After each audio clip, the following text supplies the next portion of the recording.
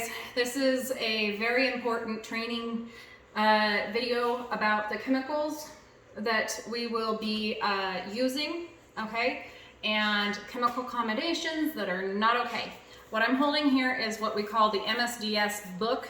It has safety data sheets on all of the chemicals that we ask you to use. You are welcome to open this up and learn about each chemical.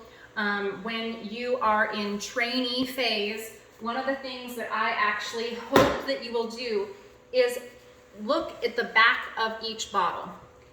It will really actually be beneficial to you to read the directions. I know that sounds absolutely stupid and annoying and you think that they're all like dumb, but sometimes I've actually learned stuff about it.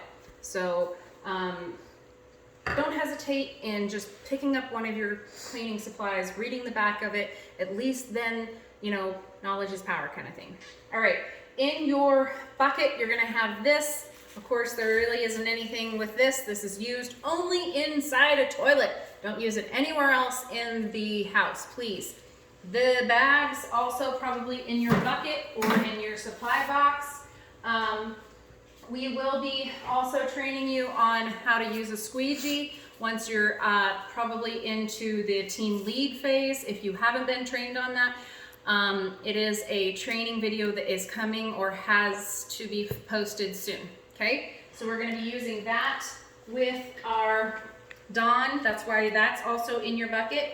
Okay, Dawn, the blue stuff, the concentrate, is what we use on the windows for large windows. Each little, little tiny container gets refilled. So if this is empty, ask for refills. We're not going to be using antibacterial soap because that does have issues. For example, this one, always look at the active ingredients on the back. This one is Clyaxarol, which actually has a reaction with pretty much everything else. You think that soap doesn't have a reaction. This one doesn't have any chemical reactions with it. So when we are mopping, I do suggest adding the DZ7 concentrate, which is either in a spray bottle form or in a squeezy bottle. I am going to discuss that right now. I know I don't have a label of the DZ7 on this bottle, but when you are refilling your DZ7 spray bottle, this gets filled up to the top twice, by opening the top, squeezing it to the top, pouring it in twice, okay? If you are pouring some of this into your mop bucket to use on the floors during flu season, I recommend only one of these, if not like half, into your mop solution, okay? All right, so then after filling it twice, two of the I think it's 1 ounce amounts into here, then you fill it up with water, or fill it up first with water and then add those 2 ounces of concentrate for DZ7. Please make sure that the bottles that you are refilling have this label on it. If you are refilling bottles that do not have a label on it, please ask your team lead to get you a new bottle if it's unlegible, okay? The bottles that we would like you to keep are bottles like this, where it has this line down the top or down the side. These are amazing bottles to refill. Yes, we take the labels off of them, relabel them. I'm one of those people that prefer we don't keep putting more and more stuff in the landfill if it's something that we can use. And so 409 bottles, things like that, bottles, go ahead and stick them back in your vehicle, exchange them out, you team leads that need new supplies, with the inventory specialist, okay? So for example, as far as chemicals go, this chemical is, I'm going to probably neuter these chemical names, but it is alkylyl is how I pronounce it. Both of these have alkylyl in them. This one just has more degreaser, so please don't use that on wood surfaces if you can help it. Crud cutter, okay? It's also not got a chemical reaction to the majority of what you're using, so I am okay with spraying this on something and using a rag that these are mostly used for super deep cleans, like the hood area above the stove, on cupboards that are just completely covered with splatters of food from kids or dog drool, things like that. You use that on these, on those types of situations. You spray it on. Please don't leave that on more than, what? All right, usually these are mostly used in the first time clean or move in, move out cleans, okay? One of these should be in your bucket, but they aren't things that you'll probably find in the home. RMR is one of the very, very high-powered chemicals, and it demands your respect. Do not mix this with anything else. When you spray it, it needs dwell time, up to and no more than 10 minutes. Otherwise, it can change the color of the grout or even tile that you use it on. So, this is for mold and mildew. Its chemical that it uses, of course I can't find it immediately. Just look at the MSDS sheet for that. That might be something that I recommend. And please, actually, this is one where I'm going to ask you, before you use it your first time, do read the back of the bottle. I'm not going to sit here and do that for you because I want you to do it, okay? This demands your respect because it is very, very hard on your lungs. Do not mix it with any other chemicals, okay? It is specifically for mold and mildew only in the showers, okay? All right, the other thing that demands your respect is Easy Off Oven Cleaner. So when you are cleaning an oven and you are spraying the oven down, one of the things that I ask you to do is please take a deep, long breath,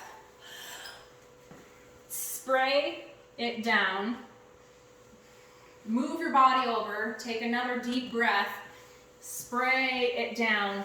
I don't want you breathing in these fumes.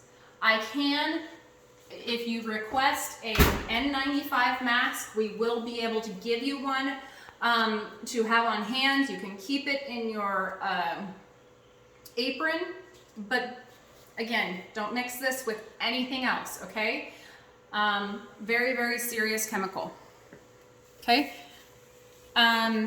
So we've discussed the serious chemicals. Now some of the other reactions that we have.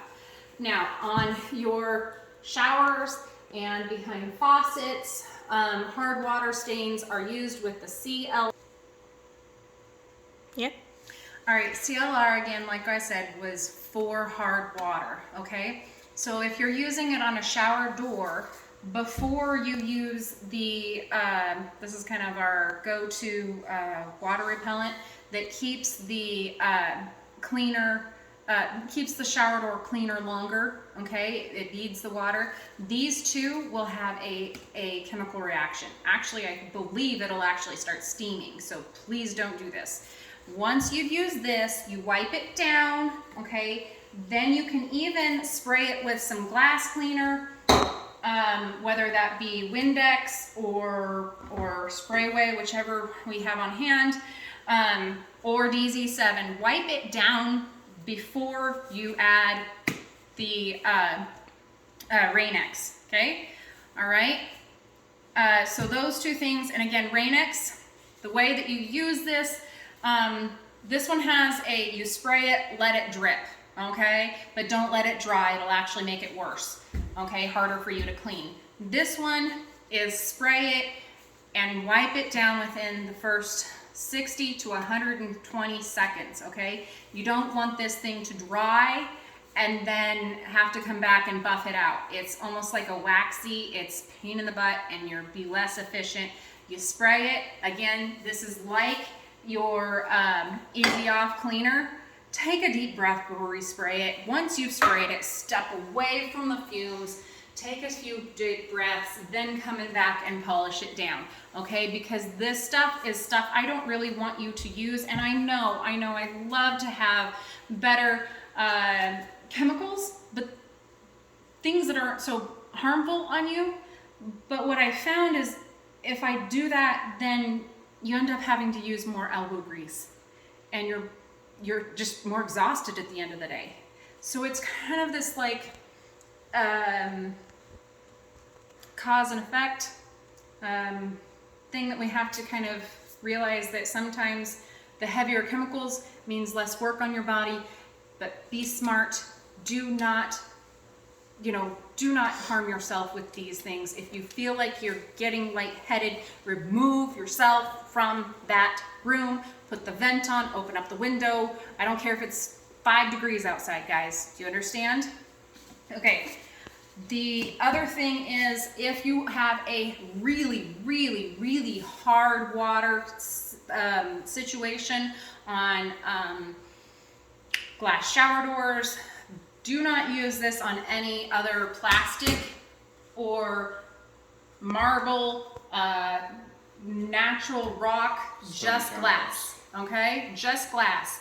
This is there for hard water only. It is, instead of using so much of the CLR, that is the only reason why it's in your bucket, okay? All right, we do use bleach inside the toilet bowls. When you have put the toilet cleaner inside and you've brushed it in and you stuck the brush in there, and then you are using the DZ7 to spray around the outside of the toilet, these two don't mix, okay? Bleach and DZ7 or alkyl, okay, do not mix. They cause chemical reactions. So please be careful when you're spraying this around the toilet. Spray, put the lid down, spray over the top. Do not spray directly into the water or the bowl with this. All right, we have discussed.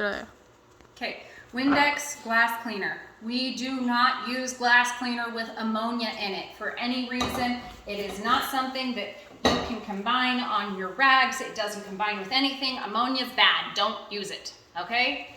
All right. Stainless steel cleaner doesn't have a reaction with any other chemicals that I know of. Please be careful. Again, we do not mix things. This is one that is sprayed on your orange rag, and the only thing on that rag is the stainless steel polish at that time. If you need to, for some odd reason, use that same stainless steel rag to dust, okay? You can do that and add other oil-based wood care, okay? So for example, you run out of this stuff and you're using your rags. This is the only thing you can use on some of those rags. I don't recommend it. Some of the homes that you're in do not like all of the extra chemicals. I agree with that. I allow them to provide you with doTERRA on guard. Read the instructions of how to fill it with their spray bottles. Again, it's very similar to this, where you add 2 ounces per spray bottle, okay? And last but not least, this is bleach. Again, this is one of those things we add into the kitchen sink and sometimes into the bathtubs to help bleach out stains, and it's got that extra grit. This has got sodium hypochlorite in it on both of them. Please be careful in mixing this with anything else. It's not to be mixed with anything else. Once you have used that, please wash it down extensively, wipe it down extensively. Once it dries, it leaves a white haze, and we don't want that looking like we didn't do our job in cleaning, because I know how hard you guys work. Okay, last but not least, again, we don't offer you to use anything like this. If it says Clorox on it, don't use it, unless it's the toilet bowl cleaner, okay? Because this stuff has a reaction with everything. Yes, I know that right now with the pandemic stuff, it's recommended, but it does harm almost every single surface you would ever be using it on. Please don't use it. Now, Comet and Soft Scrub, like I said, both have bleach in it. Barkeeper's Friend will have a reaction with any type of Comet. It will also have a reaction with Soft Scrub. It will also have a reaction with DZ7. Don't use this in combination with anything else, okay? If they have it,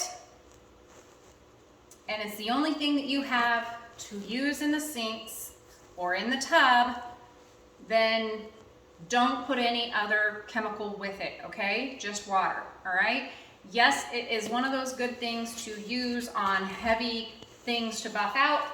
Everybody seems to swear by it. I just have a real issue with the fact that it has issues with chemical combinations and it doesn't actually disinfect.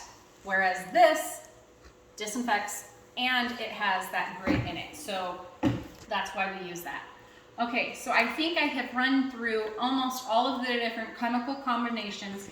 And again, I am going to recommend that you open up the safety data sheet that should be stored with all of your extra supplies in the supply box in the team lead's vehicle. If you need a MSDS sheet to review, please go review this. If you're the passenger in a car, look through it. I am going to explain to you one last time. This safety data sheet will explain to you the hazards and what it might cause, like serious eye irritation, cause drowsiness or dizziness, and then it goes into precautionary things, the chemicals that are inside of it, an accidental protocol in case you have it in your eyes or your lungs, what you should do. Go directly to this and look through it. If you're having to call 911, they're going to ask specifically for what you've been exposed to. For example, it will also give you toxicology, which is something that the doctors will need,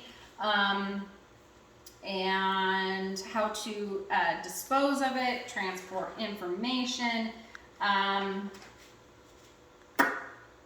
Yeah, those are the things that you'll find in those safety data sheets. So they will be in a 3-ring notebook in with your supplies.